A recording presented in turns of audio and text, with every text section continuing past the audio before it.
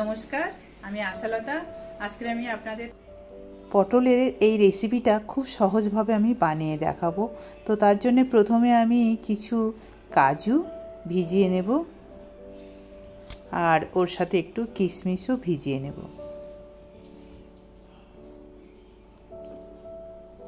অন্তত এটা 10 থেকে 20 মিনিট আমি এটা ভিজিয়ে রাখবো।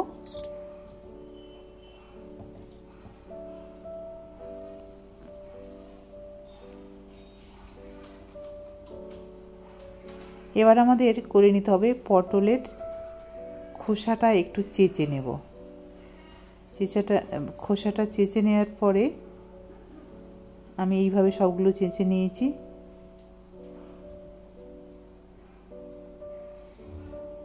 খোসাটা পুরোপুরি ছাড়িয়ে দিলে এটা কিন্তু নরম হয়ে যাবে, তাহলে আমাদের দোরমাটা করতে খুব একটা সুবিধা হবে না।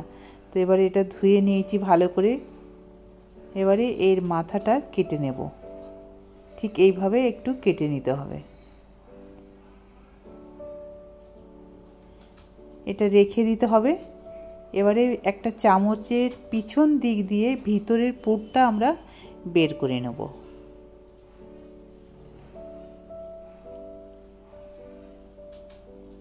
ঠিক এইভাবে পুরটা আমরা বের করে নেব।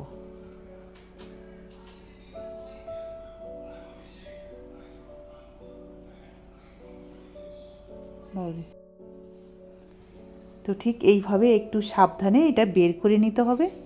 খুব একটা অসুবিধা হয় না এটা বের করে নেওয়ার সময়। এবারে ঠিক এইভাবে আমি সবগুলো বের করে নেব।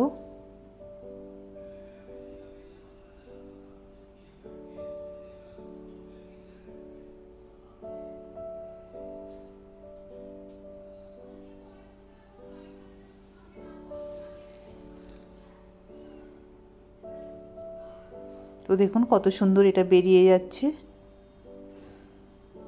ছুরি দিয়ে এটা করতে যাবেন না, এটা ছুরি দিয়ে করলে পটলটা অনেক সময় ফেটে যেতে পারে বা কেটে যেতে পারে। তাই সবগুলো আমি বের করে নিয়েছি।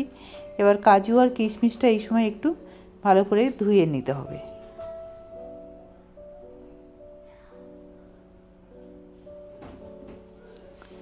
ধুয়ে আমি এটা তুলে নিলাম।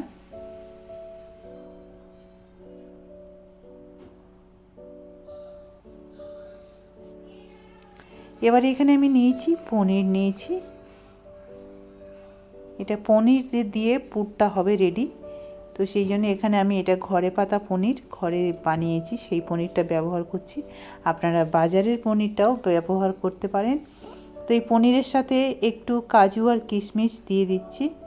এটা খুব ভালো লাগবে ভিতরে যখন আমরা পটলটা খাবো, তখন ভিতরের পুরটায় কাজু কিশমিশ মুখে পড়লে খুব ভালো লাগে। এবারে যে বীজটা বের করে রেখেছিলাম আর যে ফ্লেশটা, এটা এর সাথে মিশিয়ে নেব। আর একটু পনির আমি রেখে দিচ্ছি, পরে আমি দেখাবো এটা কি করতে হবে। এবার এর সাথে কিছু মশলা অ্যাড করব। ধনে পাউডার দিয়ে দিচ্ছি, জিরা পাউডার, জিরা, ধনে, চিলি, হলুদ পাউডার আর নুন দিয়ে একটু ঘি দিয়ে দিচ্ছি। দিয়ে এটা ভালো করে একটু মিশিয়ে নেব।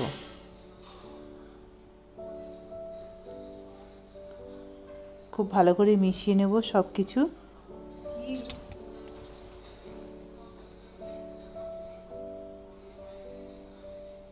এবার মেশানোর পরে এটা পটলের ভিতরে ঢুকিয়ে নেব খুব ভালো করে সাবধানে।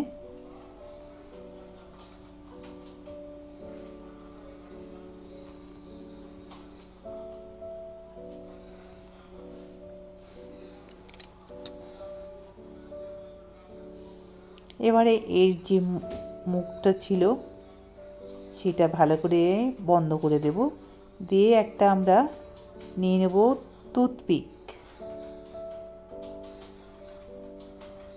টুথপিকের সাহায্যে এটা আমি ভালো করে বন্ধ করে দেব, আটকে দেব। একটু সাবধানে করতে হবে, টুথপিকটা যাতে না ভেঙে যায়। একটু আস্তে আস্তে করতে হবে। আরও একটা আমি আপনাদের দেখিয়ে দিচ্ছি, এইভাবে ভরে নিতে হবে, খুব সহজ।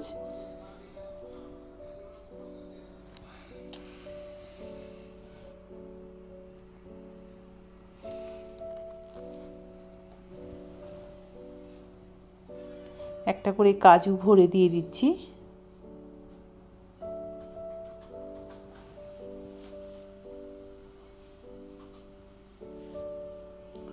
তো এইভাবে মুখটা বন্ধ করে দিতে হবে।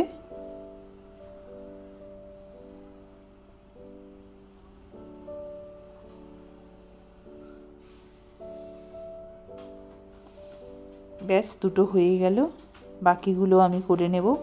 এবারে আমরা একটা পেস্ট বানিয়ে নেব।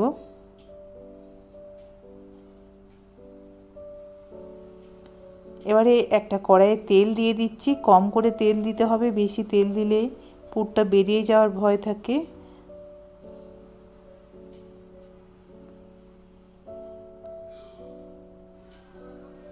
তো আপনারা পারলে এইটা একটা একটু ফ্ল্যাট মতন জায়গাতে প্যানের মধ্যে এটা ভেজে নেবেন, তাহলে ভালো, তেলটা কম লাগবে আর পুরটা বেরিয়ে যাওয়ার ভয় থাকবে না। এবারে আমরা একটা পেস্ট বানিয়ে নেব মশলা, কাঁচা লঙ্কা, আদা,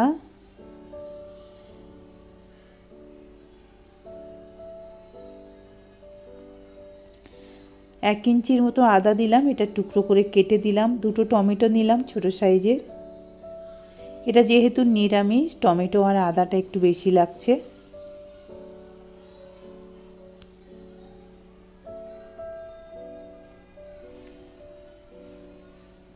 তো টমেটোগুলো ভালো করে কেটে দিলাম, ছোট ছোট টুকরো করে রাফলি কেটে দিলাম। এবারে দিয়ে দিচ্ছি একটু জিরা সিড, মানে গোটা জিরা, দুটো শুকনো লঙ্কা দিলাম, একটু হলুদ দিলাম আর একটু কাশ্মীরি লঙ্কার পাউডার দিলাম, দিয়ে একটা পেস্ট বানিয়ে নিতে হবে। এবারে পটলগুলো এদিকে ভাজা হয়ে গেছে, আমি সব তুলে নিচ্ছি।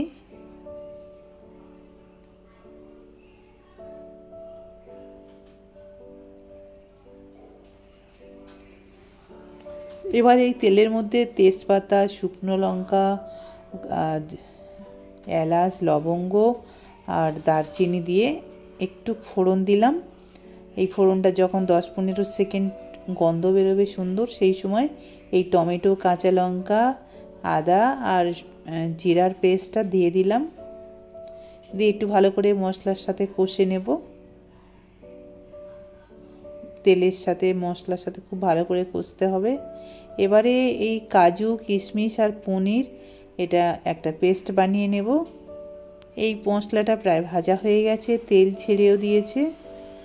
আমি এখানে অল্প একটু জল ব্যবহার করেছিলাম। এবারে এই কাজু, কিশমিশ আর পনিরের পেস্টটাও দিয়ে দিলাম।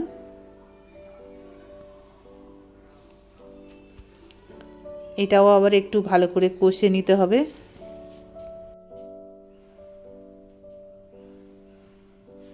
এটাও ভালো করে কষতে হবে যতক্ষণের থেকে তেল বেরোচ্ছে।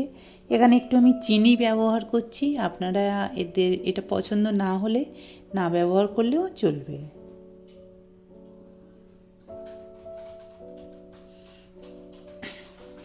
এখান থেকেও দেখুন তেল ছেড়ে দিয়েছে মশলা থেকে।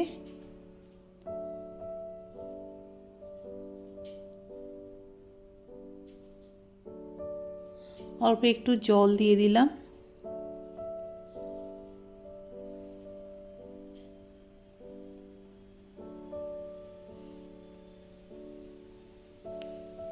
খুব বেশি জল দেওয়া চলবে না, এটা একটু মাখা মাখা হবে। এবার এই ঝোলটা ফুটে উঠেছে, এবার ভেজে রাখা পুর ভরা পটলগুলো এর মধ্যে দিয়ে দিতে হবে। এই সময়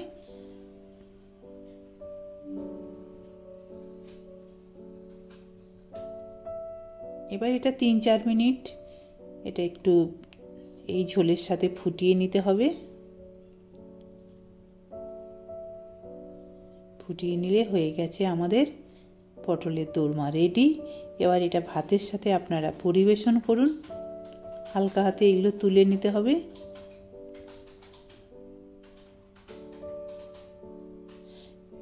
তো এইভাবে আপনারা পটলের দোরমা বানান। কেমন লেগেছে রেসিপিটা অবশ্যই কমেন্ট করে জানাবেন। আমার এই রেসিপিটা যদি আপনাদের ভালো লাগে তাহলে লাইক করবেন, শেয়ার করবেন, সাবস্ক্রাইব করবেন আর আমার বেল আইকনে ক্লিক করবেন, তাহলে নতুন নতুন ভিডিওর সাথে আপনারা আপডেট থাকতে পারবেন। নমস্কার।